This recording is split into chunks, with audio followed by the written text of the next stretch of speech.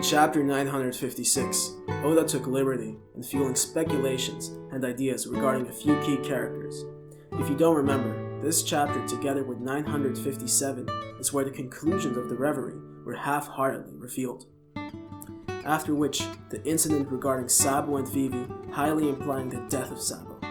Some have speculated the death or some kind of ill treatment done by the world government to Vivi.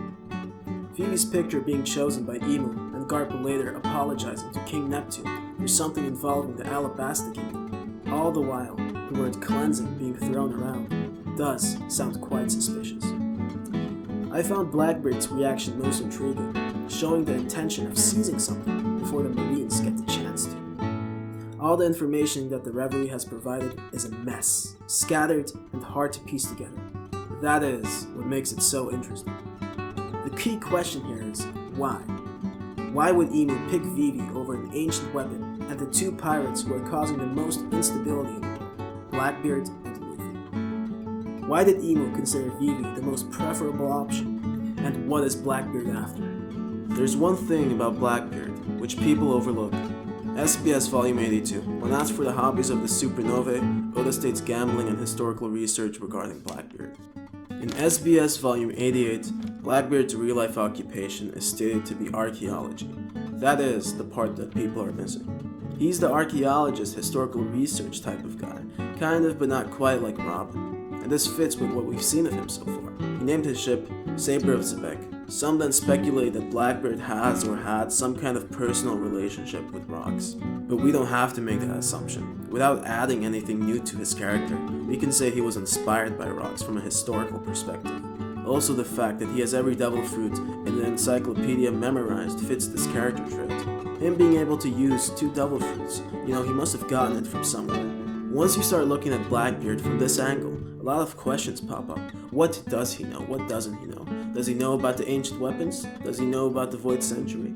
How is he planning to find Laughtail? Is he planning to find Laughtail? We can assume he at least heard of the ancient weapons. I mean, if he lived most of his life in the New World, he's been around Roger at least a couple of times. If Crocodile has heard of the ancient weapons, someone who doesn't care about history, then Blackbeard surely has as well. He would have more opportunities to. Now, if we all agree on that, then we ought to also believe that he would be seeking the ancient weapons. Blackbeard has said that he wants to rule the world, and he's been shown to be very patient to have every possible advantage on his side. He waited decades to have the perfect devil fruits, and now sits around growing his manpower, his influence, and gains more devil fruits for his crew, all for his calculated plans. Now, it would go completely against his character not to go after the ancient weapons. It would go against everything we know about him. Finding them would give him exactly the kind of leverage he craves. If for one moment you would ask yourself, what would I do if I were Blackbeard? Well, then going after the ancient weapons is a very smart answer. Therefore, I argue that is exactly what Blackbeard is doing. Now let's go back to what Garp said to King Neptune in chapter 956.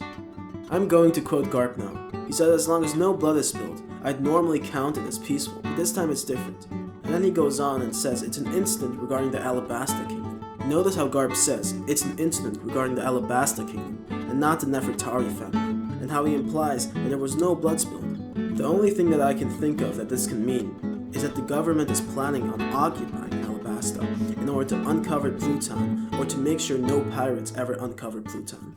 You see, I believe that the world government is in possession of Uranus. For one, you have the symbolism of Uranus being the god of the sky, which Pangaea Castle is directly above Fishman Island on top of the Red Line, creating a kind of contrast. Secondly, there must be a backbone of power which allowed the government to beat the ancient kingdom and to have a leverage of power over the world. The national treasure, which Doflamingo talked about, I believe it to be Uranus. Doflamingo is only interested in world domination. Therefore, he's only interested in longevity and immense power.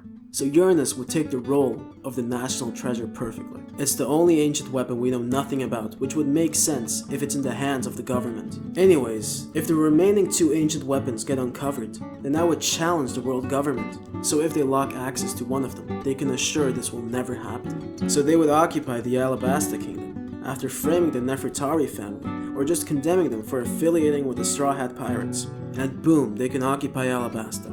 After Blackbeard heard this, he knew exactly what they were up to and decided to grab Alabasta before the Marines would. Blackbeard being a Yonko, he's already used to occupying islands. So what we can expect is for war to thrive in Alabasta once again, but this time it's a war between the Blackbeard pirates and the world government. Blackbeard's motive would be to take Pluton for his own. This is why Emu picked Vivi. It's because it's the most resource efficient method to dampen the dawn. Anyways guys, if you like my content, please subscribe. If you want me to keep making these, please follow my Patreon. Thank you all for watching and please give me feedback in the comment section below.